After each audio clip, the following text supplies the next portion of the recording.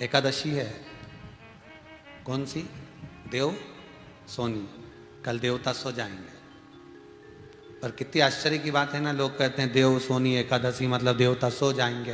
पर शास्त्र कहता है, ब्रह्मवेत्ता पुराण में लिखा है कि ब्रह्मा जी को एक क्षण की पलक झपकी थी और वेद हाथ से खसक गए थे, पूरी पृथ्वी जल में मग्न हो गई थी। जब एक पलक ब्रह्मा जी झपक लिए, केवल पलक झपके, तो पूरी पृथ्वी पानी में डूब गई।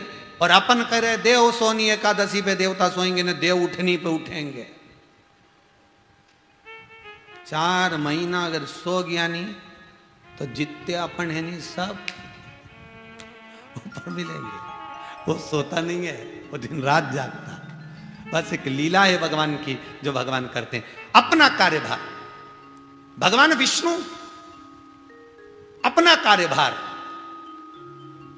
जब संभल नहीं पाता, देख लेते हैं अब मुझसे बना नहीं, तब भगवान अपना कार्यभार देवाधिदेव महादेव को दे देते हैं। कल ऑफिस में बही खाते पलटे जाएंगे। कौन से ऑफिस में? वो ऊपर वाले। कल भगवान विष्णु अपने सारे खाते शंकर जी को देंगे। अब जितने सिग्नेचर चलेंगे वो किसके चलेंगे? चेकबुक पे। बोलते जाओ जरा, शंकर जी के। तो 4 महीने में सबसे पहला महीना शंकर जी के हाथ में जो खाता आया, तो शिव जी ने कहा, इसलिए देवता प्रसन्न होकर अमृत की वर्षा करते हैं। इसलिए सावन में पानी बड़ा गिरता है, शिव जी बड़े प्रसन्न रहते हैं। आज मेरा खाता, अब मेरे सिग्नेचर चालू है। इसलिए कहते पहले महीने में ही, सावन में ही शंकर जी की इतना रिझालो कि सिग्नेचर करके चेक अपना लगाते, तुरंत चेक पास, तुम पास। बस इसलिए सावन सबसे पहला, फिर भादो, फिर कुंवार, फिर कार्तिक, ये सब बात। पर पहले में ही अपन को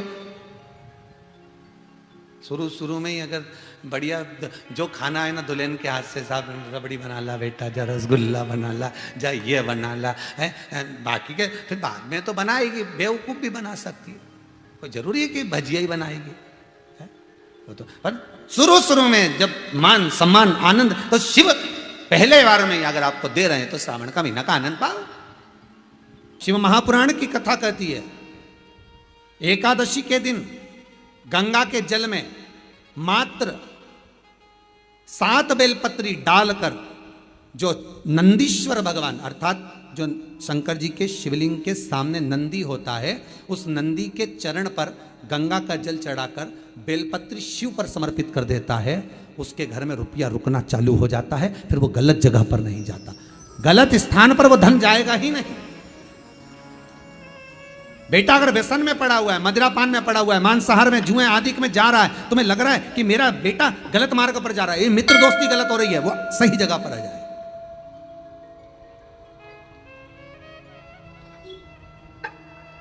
करना है एकादशी। कई लोग इसको धन के लिए भी करते हैं, संपदा के लिए। संपदा के लिए अर्थात जिसका व्यापार नहीं चलता, जिसके घर में पैसा नहीं आता, या नौकरी नहीं लग रही, या सर्विस नहीं लग रही, आप अप्लाई कर रहे हो, जगह जगह जाकर इंटरव्यू भी दे रहे हो और पैसा नहीं आता, तो उसके लिए भी प्रयास किया जाता है। पर उसके लिए यहाँ पर जो धन के लिए करते हैं, उसके लिए विष्णुपदी के लिए करते हैं। मतलब जैसे गंगा के जल में तुलसी के 11 पत्ते डाले जाते हैं। कितने पत्ते डालते हैं? 11 तुलसी के पत्ते डालते हैं, और उसको किसी भी नारायण के मंदिर में, राम कृष्ण शिव, शंकर नहीं, राम कृष्ण भगवान विष्णु, दत्त आदि जितने नारायण के मंदिर हैं, उस मंदिर में किसी भी पात्र में, एक छोटे से पात्र में उसको भरकर रखी आती महाराज। उससे भी जॉब, सर्विस, नौकरी में सफलता प्राप्त हो जाती है। परंतु वो भी एकादशी को ही होता है। कुछ देर तक पात्र को रखा जाता है, फिर वही पात्र का जल किसी भी वृक्ष के नीचे डाल दिया जाता है, उससे भी नौकरी के लिए फायदा नहीं। गंगा का जल कोई साधारण नहीं। भागीरथ बाबा तब साधना में लगे, तो उनका हृदय, चित्त, वृत्ति, मन बाबा में लगे। देवराज ने मन लगाया नहीं, और नहीं लगाया, इसके बाद भी बाबा की करुणा देखी कितनी हुई कि मरा, प्राण छूटे तो शिवधाम मिल गए। और उसके बाद भी बाबा की कितनी कृपा कि शिवधाम में भी जाने के बाद भगवान शंकर की सेवा में तल्लीन। शिव महापुराण की कथा कहती है, एक बिंदुक नाम का ब्राह्मण था, जिसकी धर्मपत्नी का नाम चंचुला देवी था। चंचुला की सबसे बड़ी गलती एक थी, पति अगर कमा कर ला रहा है तो पत्नी का फर्ज है कि पूछे ये धन कहाँ से ला रहे हो, ये पैसा कहाँ से ला रहे हो, और लेकर आए हो तो इसको सत्कर्म में लगाओ। एकादशी ने भगवान विष्णु से कहा, माँ प्रभु वर दे दो, मृत्यु लोक में जो मनुष्य मेरा व्रत करेगा, चाहे जलचर, थलचर, वायुचर या सांसारिक मनुष्य, मेरा अगर एकादशी का व्रत करेगा, प्रभु उसके यहाँ धन धान्य वैभव सुख संपदा बढ़ेगी और उस जीवात्मा को नरक नहीं भोगना पड़ेगा, सीधे वैकुंठ का उसको वास मिलेगा। जब जीव आत्मा को लेकर चला जाएगा, यम के दूत जब बंदी बनाकर ले जा रहे होंगे उस जीवात्मा को, जिसके प्राण छूटे होंगे, यम के दूत जब बंदी बनाकर ले जा रहे होंगे, तब मुझे वर दो कि मैं इसका हाथ पकड़कर बेतन्नी से पार उतार कर सारे नरकों से निकालती हुई आपके धाम में लेकर आऊं। भगवान ने वर दे दिया, तथास्तु। हे एकादशी सुनो, मृत्यु लोक का मनुष्य अन्न का त्याग कर कर, क्योंकि अन्न में एकादशी के दिन पाप पुरुष रहता है, अन्न का त्याग कर कर एकादशी के दिन जो मनुष्य तुम्हारा व्रत धारण करेगा, उस व्रत को करेगा और उस व्रत को धारण करेगा, उसकी मनोकामना पूर्ण होकर वो मेरे ही धाम को जाएगा। सबसे पहला नियम एकादशी व्रत का, सबसे पहला नियम है कि आप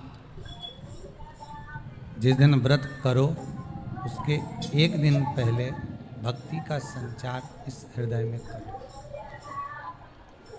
भक्ति का संचार इस हृदय में कर लीजिए। जिस दिन आप व्रत करो, जैसे एकादशी का व्रत कर रहे हो तो दशमी के दिन शाम का समय जब आवे, रात्रि जब होने लगे, शाम का समय आवे और रात्रि का आप जब भोजन ग्रहण करो तो उस भोजन में कोई ऐसा पदार्थ ग्रहण मत करिए जिस पदार्थ के कारण आपकी एकादशी बिगड़ जाए।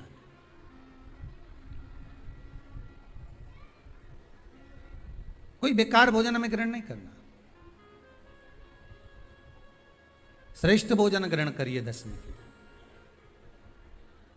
और एकादशी का दूसरा नियम बहुत ध्यान से सुनिएगा, जिस दिन आपकी एकादशी का व्रत हो उस दिन प्रयास करिएगा कि अपने हाथ से किसी भी वृक्ष की कोई पत्ती टूटे ना,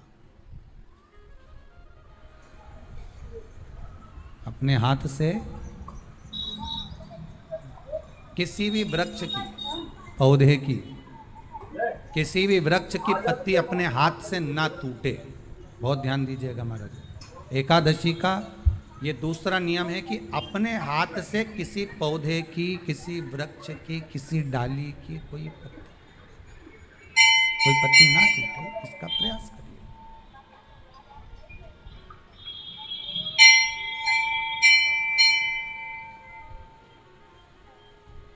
कितना सुंदर व्याख्यान कहा है, कितना सुंदर वर्णन है महाराज, कि मात्र एकादशी का व्रत कर लेने पर, मात्र एकादशी का व्रत कर लेने पर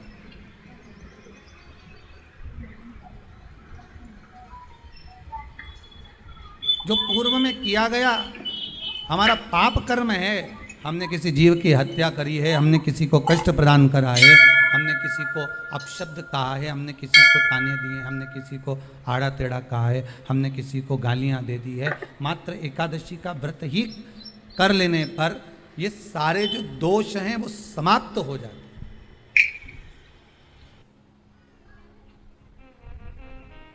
सारे दोष हमारे समाप्ति पर आ जाते हैं।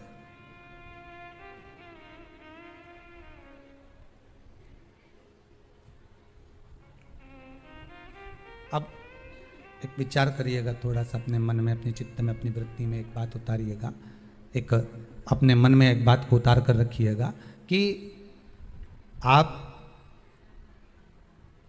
अपने पाप को, अपने पाप कर्म को जिस दिन छिन्न करने वाले हो, समाप्त करने वाले हो, अपने पाप को आप जिस दिन समाप्ति पर लेकर जा रहे हो, तो उसके एक दिन पहले आपको प्रसन्नता होना चाहिए कि नहीं होना चाहिए कि कल मेरा पाप कटने वाला है, कल मेरा पाप समाप्त होने वाला है,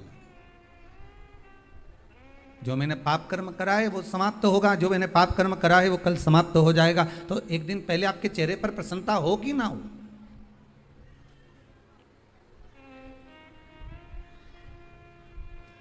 और चेहरे पर वो प्रसन्नता आपके आना चाहिए कि कल मेरा एकादशी का व्रत है, आज दशमी है, कल एकादशी का व्रत है, तो कल मेरी जब एकादशी का व्रत रहेगा तो मेरा ना जाने कितना कितना पाप, कितना कितना असत्य, कितना कितना झूठ, कितना कितना प्रपंच वो समाप्त हो जाएगा। इसमें मुझे प्रसन्नता है, इसमें मुझे आनंद था।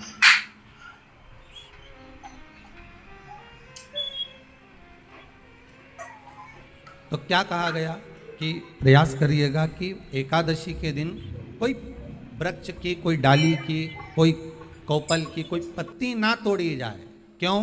तो कहा अगर उस पत्ती को हम तोड़ देते हैं, वृक्ष की पत्ती को या क्यारे में लगी हुई कोई डाली की पत्ती को हम तोड़ देते हैं तो एकादशी का पुण्य फल प्राप्त नहीं होता, एकादशी का कोई फल हमारे खाते में नहीं जाता, पुण्य फल प्राप्त। अब फिर भले तुम चाहे तुमने मोरधन खाया हो, चाहे तुमने फिर चिप्स खाई हो, चाहे तुमने फिर व्रत का कितना ही सामान खा गए हो और तुमने सोचा कि आज मेरी एकादशी है, तो फिर उसका कोई फल प्राप्त नहीं है, उसका कोई सुख प्राप्त नहीं है आपको, फिर उसका कोई आनंद प्राप्त नहीं है। शनिवार के दिन जो पीपल के वृक्ष में सरसों के तेल का दीप लगाता है उसको शनि कभी परेशान नहीं करता। एक बात हमेशा ध्यान रखिएगा, मान लो अगर कोई भारी रोग ऐसा शनि महाराज के कारण हो गया हो, अच्छे काम करते करते उल्टे हो रहे हैं, होते हैं किसी किसी के साथ में, विपरीत परिस्थितियां आ जाती है, अच्छा करने जाओ बुरा हो जाता है, अच्छा कर्म करने जाओ बुरा हो जाता है। तो पीपल के वृक्ष की जो छाल होती है, छाल देखिए, पीपल के वृक्ष में जो छाल लगी होती है उस छाल को घिसकर चंदन बनाकर भगवान शंकर का स्नान कराकर, अभिषेक कराकर, पूजन कराने के बाद में पिपलेश्वर महादेव का नाम लेकर, कौन से महादेव? पिपलेश्वर महादेव का नाम लेकर वो जो घिसी हुई छाल होती है उस छाल का तिलक भगवान शंकर को लगा लो और उसी का थोड़ा सा भाग अपने कंठ पर, मस्तक पर लगाना प्रारंभ कर दो। धीरे धीरे जो विपरीत दशा है वो सुधरना प्रारंभ हो जाती है। पर नाम याद रखना, पिपलेश्वर, जम के बोलिए, पिपलेश्वर महादेव भगवान शंकर का एक अवतार है, पिपलाद अवतार।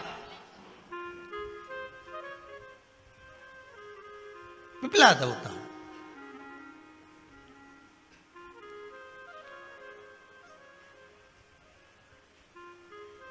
जब दधीचि ऋषि की अस्थियां चली गई, उनकी धर्मपत्नी सुवाच ने देखा मेरे पति को मार दिया गया, मेरे पति की अस्थियां ले गए राक्षसों का संहार करने के लिए, उनकी अस्थियां लेकर चले गए, मेरा पति चले गया। सुवाच गर्व से थी, मरना चाहती थी, प्राण छोड़ना चाहती थी। शिव जी ने देखा ये तो अग्नि के ऊपर चढ़कर अपनी देह त्याग रही है। शंकर भगवान ने आकर कहा रुक जा सुवाच, रुको, तुम्हारे गर्भ में बच्चा है, तुम्हारे गर्भ में बच्चा है, वो बच्चा मर जाएगा। अब इस बच्चे को जन्म देकर भी क्या करूंगी? नहीं पिपली, तुम्हारे गर्भ में जो बच्चा है वो महाज्ञानी है, तुमने मुझसे प्रसाद के रूप में मांगा था, कहा था शिव जैसा पुत्र होना चाहिए, तो क्या तुम शंकर को नष्ट कर दोगे? मैं शंकर को जन्म दूंगी। सुवाच ने 2 पत्थर उठाए, अपने गर्भ पर मारना प्रारंभ करा, गर्भ पर मारा, बच्चे ने जन्म लिया। बच्चा 7 महीने का था। उस बच्चे को उठाकर पीपल के कोटर में रख दिया। पीपल की कोटर, एक गिलहरी पीपल के फल को लेकर आती थी, पिपलाद के मुंह में देती थी। शिव का एक अवतार, इसलिए शंकर का नाम ही पिपलेश्वर महादेव। शिव का एक अवतार पिपलाद के रूप में हुआ है। तुम क्यों चिंता करती हो? तुम चिंता मत करो, तुम्हारा पुत्र जन्म दो तुम। और दिया धन सुवाच ने, उसके बाद प्राणों को त्यागा। और उस पीपल के कोटर में अगर भरण पोषण करने वाला कोई था तो वह देवाधिदेव महादेव था। फिर निवेदन करेंगे, माता के गर्भ में बच्चा रहता है, उसका भरण पोषण करने वाला मेरा देवाधिदेव महादेव है। अगर जन्म उसने दिया है तो मृत्यु भी वो देगा। अगर तुमको कुछ ज्ञान दिया है तो अच्छी जगह पर भी वही पहुंचाएगा। आप जो अभिलाषा लेकर आते हैं, बच्चे कहते हैं हमारी नौकरी नहीं है, सर्विस नहीं है, हम इस कॉलेज में पढ़ना चाहते हैं, हम इस जगह जाना चाहते हैं, हम इस पद पर जाना चाहते हैं, बस इतना याद रखना, तुम्हारा भाग्य बुरा नहीं होता। कभी भी याद रखना, संसार में जिसको भगवान ने जन्म दिया उसकी किस्मत कभी बेकार नहीं हो सकती। अगर भगवान तुम्हारी किस्मत बेकार होती तो जानवर बनाकर पैदा करता, इंसान बनाकर नहीं। किस्मत अच्छी थी इसलिए इंसान बनकर पैदा हुआ, जानवर बनाकर पैदा नहीं करा। अगर तुम्हारी किस्मत अच्छी थी इसलिए मनुष्य बनकर पैदा हुए हो, इंसान बनकर पैदा हुए हो, मानव बनकर पैदा हुए हो। भगवान को दोष मत देना कि भगवान ने किस्मत बेकार दी है। भगवान ने किस्मत अच्छी बनाई है इसलिए तुझे मृत्यु लोक में जन्म दिया। भगवान ने भाग्य अच्छा बनाया इसलिए तुझे शिव महापुराण की कथा सुनने का मौका दिया, नहीं तो भाग्य में नहीं होती तो कहां से मिल जाती। किस्मत अच्छी है तो भगवान फिर नौकरी भी लगाएगा, धंधा भी करवाएगा, सर्विस भी कराएगा, विवाह भी करेगा, शादी भी करेगा, मकान भी बनाएगा, जायदाद भी देगा, संतान भी देगा। उसने दिया है पेट तो भरेगा वही। हम काय को अपने माथे पर ले, मैंने इतनी पढ़ाई कर ली, मैं इंजीनियर हो गया, मैं ये बन गया, मैंने तो ये कर लिया, उसके बाद भी मैं घर में बैठा हूं, मेरा छोरा घर में बैठा, इतना पढ़ने के बाद बैठा। जन्म उसने दिया है, भाग्य उसका है, किस्मत उसकी है, तो कहो उसको कि शंकर का भजन कर, मंथन करे, मक्खन निकलेगा और घी भी जरूर बनेगा। हारना मती, जब तेरे 3.5 करोड़ बार गिनती मत करना, गिनती वो करेगा। तू तो भज, तू कुबेरेश्वर का स्मरण कर, तू महाकाल का स्मरण कर, तू काशी विश्वनाथ का स्मरण कर, तू महाकाल राजा का स्मरण करके तो देख, शिव का भजन कर। 1 लोटा पानी ले जाकर रोज चढ़ा शंकर जी के मंदिर में जा। शिव से भजन करने में क्या देरी, नहीं जा सकता शिव मंदिर में जाने में। बच्चों को अगर शर्म आती हो तो बेलपत्री के पेड़ के नीचे पानी चढ़ाया, वो भी नहीं कर सकता तो पीपल के पेड़ के नीचे चढ़ाया, वो भी नहीं कर सकता तो आंवले के पेड़ के नीचे चढ़ाया। पर कहीं जुड़ तो सरी, एक बार साध तो सरी, पकड़ने का प्रयास तो करो परमात्मा। तुम भगवान को एक बार पकड़ लो फिर परमात्मा नहीं छोड़ता। पूतना ने एक बार गोदी में लेके दूध पिलाया था, बाद में पूतना कह रही थी छोड़ दे छोड़ दे छोड़ दे, आकाश में उड़ गई, छोड़ दे छोड़ दे। भगवान के आई काय को मौसी, काय को आई, और आई है तो दूध पिलाया है तो फर्ज तो अदा करूंगा, ऐसे तो नहीं छोड़ दूंगा। तुम भगवान को 1 लोटा पानी चढ़ा दोगे, भगवान को दूध चढ़ा दोगे तो भगवान ऐसे ही छोड़ देगा क्या? पकड़ लेगा, छोड़ेगा ही नहीं। फिर तुम कहोगे भगवान छोड़ दे, भगवान छोड़ दे। कहाँ कथा का रस लग गया लोगों को। अब दुनिया के लोग सोचते हैं अब मैं कथा भी हाल नहीं सुनूंगा, मैं घर में काम करूं, दुकान में काम करूं कि कथा सुनूं। पर रात्रि के जैसे ही मोबाइल खोल के बैठा, आज देखो महाराज ने क्या क्या बोला, लगा रस। श्री शिवाय नमस्तुभ्यम, हर हर महादेव। पूज्य गुरुजी ने इस वीडियो में देवसैनी एकादशी के विशेष उपाय कथा बताए हैं। वीडियो को अच्छे से देखकर समझकर इन उपायों को आपको अवश्य करने हैं। देवसैनी एकादशी बहुत ही महत्वपूर्ण एकादशी मानी जाती है। इसमें भगवान सभी देवता 4 महीने के लिए विश्राम करने के लिए चले जाते हैं। भगवान भोलेनाथ इस सृष्टि का पूरा ध्यान रखते हैं। इसके लिए हमें श्रावण मास में, आने वाले श्रावण मास में हमें भगवान भोलेनाथ की विशेष पूजा अर्चना करनी चाहिए। देवसैनी एकादशी की वीडियो अच्छे से देखकर समझकर इन उपायों को आपको अवश्य करना है। वीडियो अच्छी लगे तो like share and subscribe, comment में श्री शिवाय नमस्तुभ्यम हर हर महादेव अवश्य लिख देना। जाते जाते चैनल को सब्सक्राइब अवश्य कर देना। जय श्री राम, हर हर महादेव, जय श्री महाकाल।